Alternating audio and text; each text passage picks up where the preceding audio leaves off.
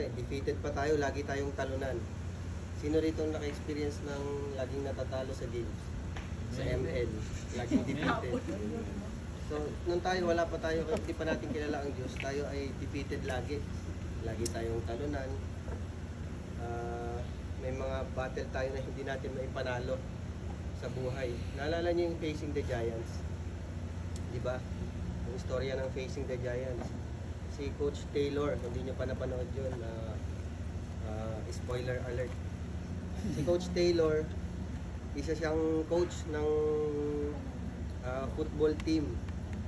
So, ang struggle niya sa buhay, unang-una, lagi siyang natatalo. Yung team niya laging talunan. Pangalawa, laging nasisiraan yung kotse niya.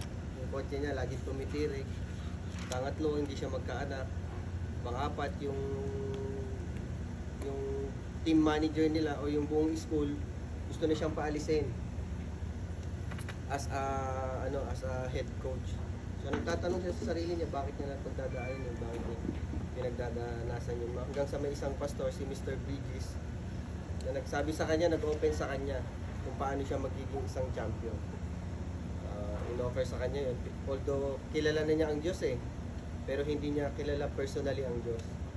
Hanggang sa nung araw na sinabi sa kanyang kilalanin mo ang Diyos na nagbibigay, nagbubukas ang anumang paraphrasing, anuman ang buksan ng Diyos, walang sino man ang pwedeng makapagbukas, walang sino man ang pwedeng makapagsara sa ibinuksan ng Diyos, at walang sino man ang pwedeng makapagbukas sa itsinara ng Diyos. Parang ganun yung sinabi ni Mr. Bridges. Sabi nga niya, ang Diyos ay may plano sa iyo. Kailangan mo lang gawin ay buksan yung pintuan para ikaw ay mag-bloom, sabi nga niya doon. So sa ating buhay, ganun din po.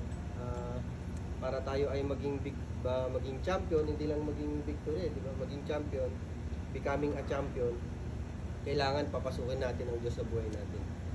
Although kilala natin ang Diyos, sabi ko nga, ngayong taon na to or ngayong season na to, especially ngayong week na to, di ba, inaalala ng buong mundo or inaalala ng, especially sa atin sa Pilipinas, inaalala yung kamatayan ni Jesus.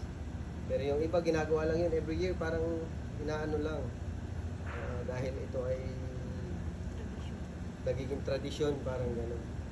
Pero deep inside, hindi naman talaga kilala kung sino si Jesus. So kaya importante para tayo maging becoming a champion, kailangan mas kilala natin yung Diyos, kilala natin si Jesus personally sa ating buhay. Gusto ko yung sinabi ni Paul dyan, sabi niya, I have fought the good fight, I have finished the race, I have kept the faith.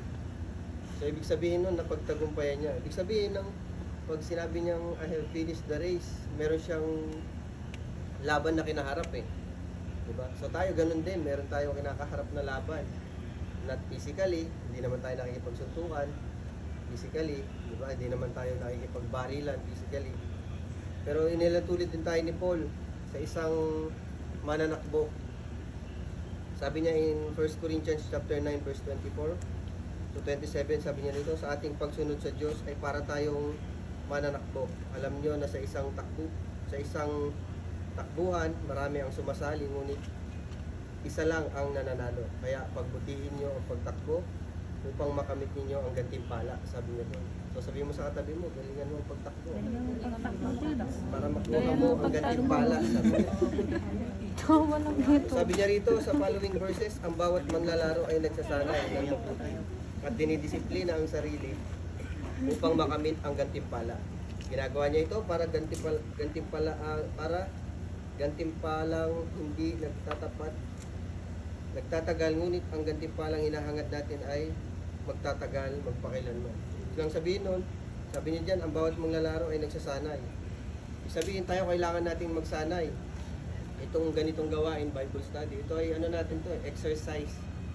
So kung hindi tayo mahatid ng mga gawain ng Lord, hindi tayo nakikinig ng salita ng Diyos, faith coming by hearing by the word of God, hindi tayo nagbabasa ng salita ng Diyos. So paano natin ititrain yung ating mga sarili?